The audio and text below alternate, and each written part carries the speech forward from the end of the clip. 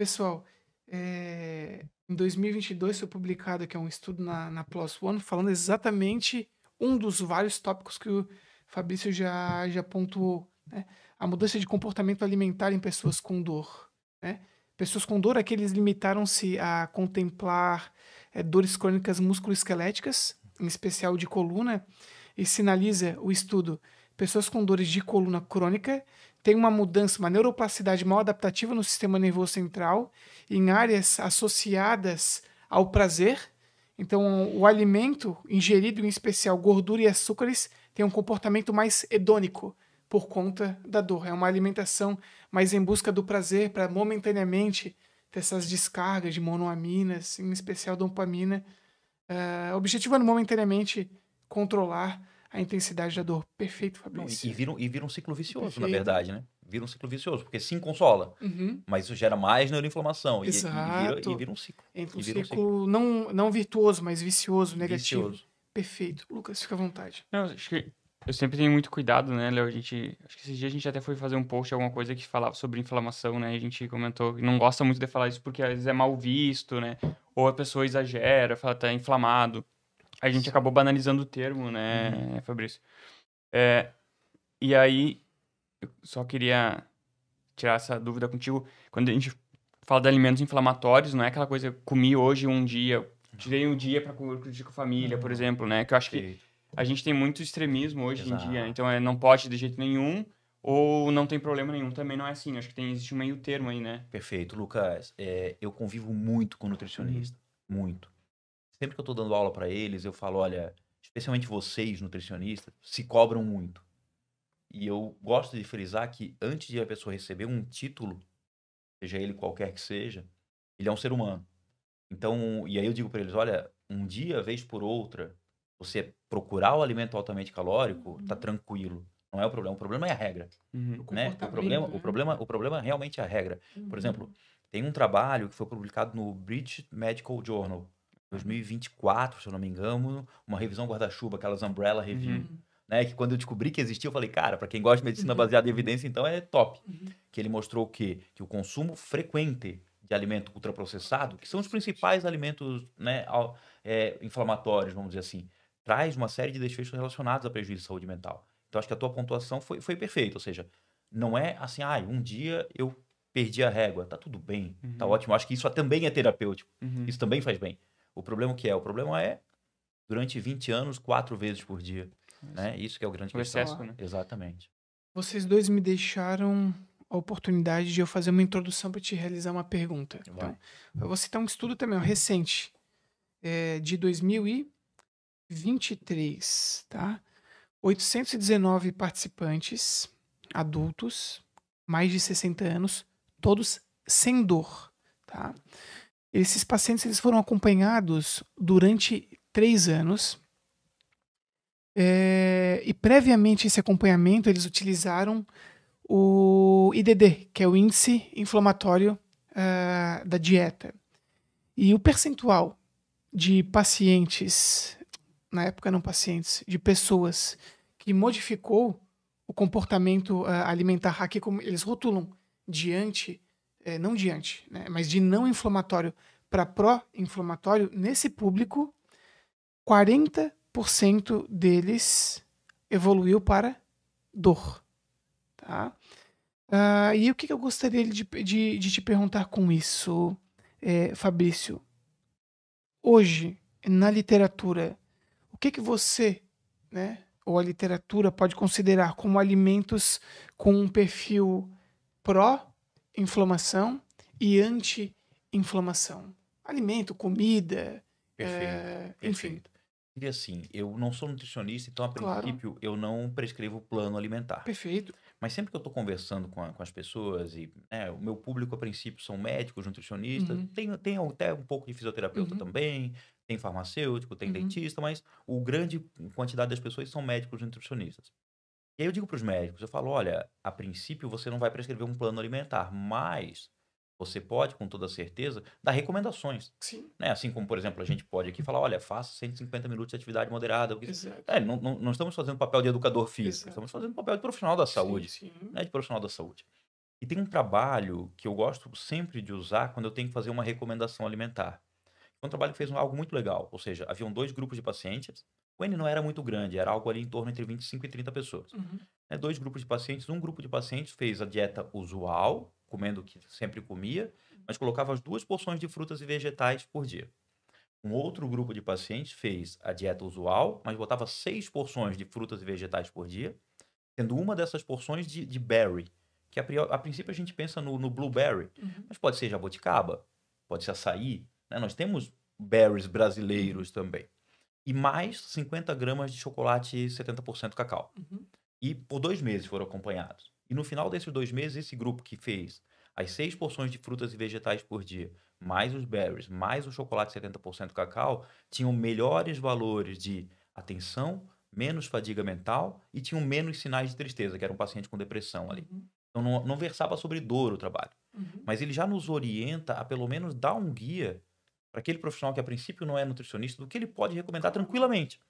Ou seja, no final das contas, Leonardo e Lucas, é quase o básico, que é descasque mais, desembale menos, Uhum. que a gente fala muito, né? É olhar para o teu lixeiro e ver o que tem ali. Uhum. Tem muita embalagem de ultraprocessado? Tem, pô. Esse é um lixo pró-inflamatório, Uhum. com toda certeza, né? Tem muito de alimento que, a princípio, tem uma indústria que o fez, ou seja, que não é um alimento de origem vegetal, nem frutas e assim por diante. Então, os principais alimentos pró-inflamatórios, com toda Uhum. certeza, são aqueles que a gente chama hoje de ultraprocessado.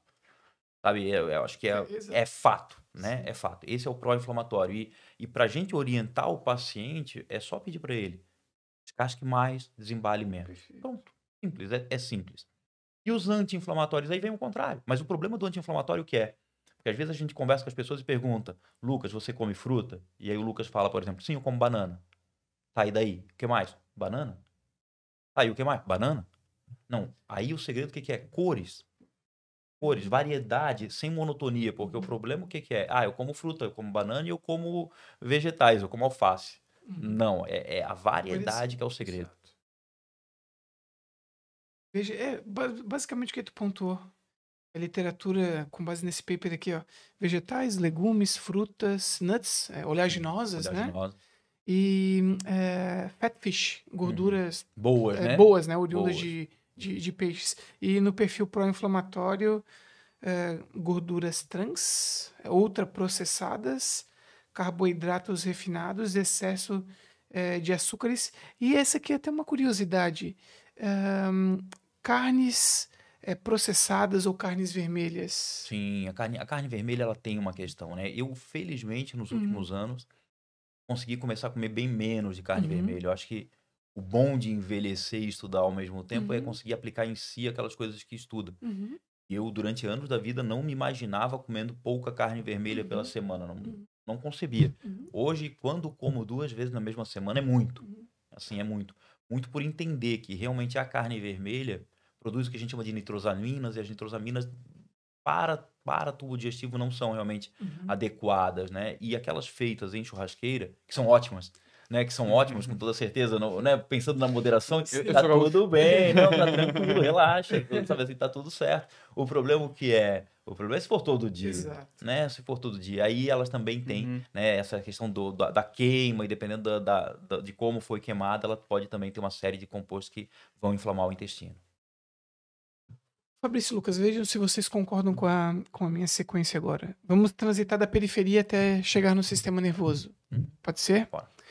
Pessoal, o Fabrício já lhe fez uma introdução acerca de algumas propriedades potencialmente pró-inflamatórias de determinados alimentos. Então a gente vai partir do pressuposto que estamos diante, né, de um grupo de pessoas com esse perfil, que comumente está atrelado a outros maus comportamentos e comorbidades. Uhum. Tá? Na periferia, pensando em sistema imunológico, por exemplo, mudanças de biomarcadores e etc. O que esses alimentos com perfil pró-inflamatório podem repercutir no sistema imunológico inicialmente periférico, que corroboram com a manutenção e gravidade da dor ao ponto de, por exemplo, ter citocinas periféricas ativando nossos receptores. Converse conosco sobre isso, Bora. Fabrício, Tá por bom. favor. Vamos lá, Manda vamos ver. lá, vamos lá. Beleza.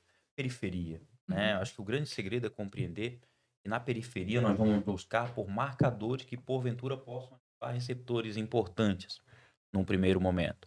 Então, o que hoje a gente tem consciência é, num intestino inflamado, e aí a pergunta seria, por que o intestino inflama? O intestino inflama por algo que a gente já conversou, que é com toda certeza esse perfil de alimentação pró-inflamatória. Mas o que a gente tem que compreender é que não é só isso. Se eu tivesse que elencar pelo menos 3 fatores que vão inflamar o intestino, um outro é a obesidade, que está ligado, que é o que tu falou, ou seja, uma coisa está ligada com a outra. Outras como... Né? Exatamente, a obesidade e o outro estresse. Então, quantas pessoas a gente conhece que se alimentam mal, são obesas e estão estressadas? Então, é o trio, e que provavelmente param nos consultórios das pessoas também com uma dor, Sim. que não responde de maneira adequada. Então, a partir desse momento, o que a gente tem hoje de literatura para marcadores inflamatórios? A princípio, o tradicional da inflamação. Ou seja, a gente tem TNF-alfa, Ok. a gente tem interleucinas, né? Interleucina 6, por exemplo. Temos diminuição de boas interleucinas, como interleucina 10, interleucina 22, né? Porque às vezes, assim, eu acredito que o público aqui está habituado nessas coisas. Interleucinas que fazem dor, interleucinas anti-inflamatórias, assim, então, diminuição de interleucina 6, diminuição de interleucina 22. Mas eu queria ir um pouquinho além do básico. Por favor. Ou seja, além do básico, eu gosto sempre de falar o quê? Triptofano. Ou seja, a gente está acostumado a pensar no triptofano como um precursor para a síntese de serotonina. É verdade, é verdade. Mas o triptofano tem uma série de outros destinos. Então, o triptofano ele pode entrar na via de síntese da serotonina? Pode. Mas só 5% do triptofano que a gente ingere é útil para a síntese de serotonina. Uma outra parte bem significativa do triptofano entra na via do que a gente chama de via das quinureninas. Então, existe uma enzima chamada endoleamina de oxigenase e outra chamada triptofano de oxigenase, que são expressas tanto pela microbiota quanto pelas células nossas, né? As células do intestino, a célula enterocromafim, para ser bem exato. Então, qual é a conversa? São 2 enzimas, tanto a endoleamina de oxigenase quanto a triptofano de oxigenase, que são induzíveis, como toda enzima. E quem induz a endoleamina de oxigenase? Processo inflamatório. Quem induz a triptofano de oxigenase? Cortisol, estresse. Então, se a gente volta um minuto na minha conversa, eu dizia, não é só alimentação, né? É alimentação, mas também é estresse, mas também é obesidade, é inflamação, no fim das contas. Que faz o quê? Desvia um triptofano de rota. Então, esse triptofano que a princípio entraria nessa rota, ele entra mais ainda. E essa via das quinureninas, a princípio, é uma via boa. Eu não gosto de criminalizar nenhuma via biológica. Sabe, eu não gosto de dizer, isso é ruim. Não, isso existe. Se ela existe, algum papel tem. Né? Então, lá no final da via das quinureninas, a gente produz o NAD. Pô, isso é bom. Porém, no meio da via das quinureninas, nós temos o ácido quinolínico, que tem afinidade pelo receptor NMDA do glutamato. E é um receptor que inicia a geração de potencial de ação. Perfeito. Inclusive potencial de ação doloroso. Então, quando a gente começa a buscar por mecanismos periféricos, de baixo para cima, vamos dizer assim, que estejam correlacionados com tudo, né, Leonardo e Lucas? Ou seja, o foco nosso aqui é dor, mas a gente poderia falar do que quiser aqui. Então, assim, a gente vai no tradicional, que é mediador inflamatório, né, ativação de monócitos, células do sistema imune, toda essa conversa, mas saindo um pouco do tradicional, eu gostaria de trazer para a nossa conversa esse metabólito, talvez um pouquinho menos conhecido, do triptofano, que é o ácido quinolínico, que aí, em concentrações maiores, tem afinidade pelo receptor NMDA e isso despolariza o neurônio. Isso gera potencial de ação. E num paciente que já tem dor, né, eu não consigo escolher e dizer, você vai gerar só esse potencial de ação. Isso acaba fazendo uma série de outras questões.